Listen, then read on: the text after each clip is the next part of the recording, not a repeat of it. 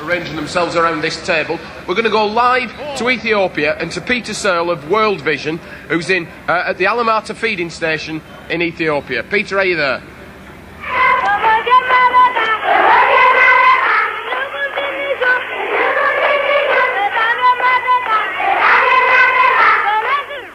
Greetings from Ethiopia.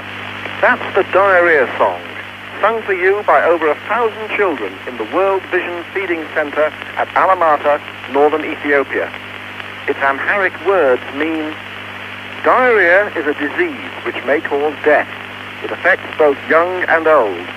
Get up, get together, come, together, let's dig a latrine. Simple enough words, but a vital health education message that they'll remember when they eventually go home. They sing it over and over again before each feeding time.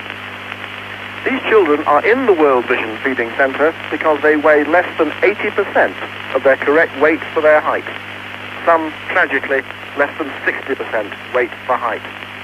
Now, with 5 high-calorie meals a day, they're putting on weight and regaining the energy to run, play, and sing.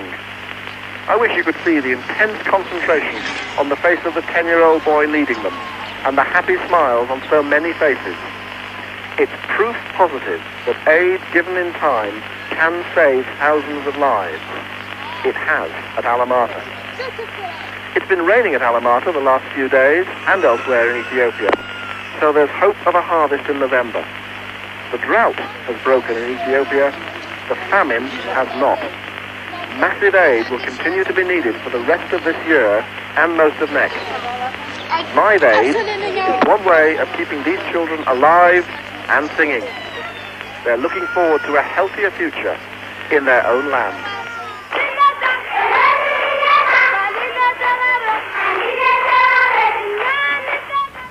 Nip downstairs, he said, and have a word with Howard Jones. I didn't expect to talk to half the entire bill. Before we come on to these other two chaps, we'll just have a quick word with Howard.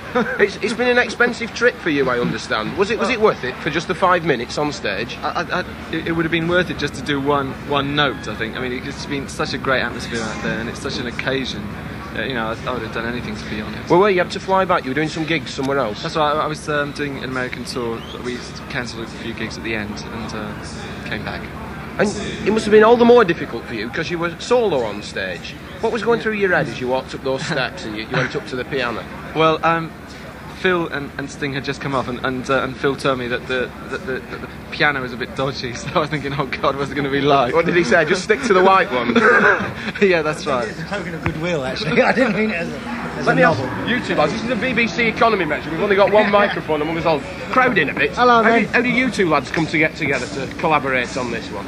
I don't know how we I don't know how we did it. I don't know. What are you doing here anyway? I don't know. No, I was going to do it and Sting was going to do it, and we just decided that it makes sense to do it a bit together, Right. Make it look a bit more organised. We rehearsed on the telephone. Had a rehearsal over the telephone, and that was it. Didn't want to be over-rehearsed. No, you shouldn't be really. Now, rock stars aren't noted for what you might call their economy-size egos.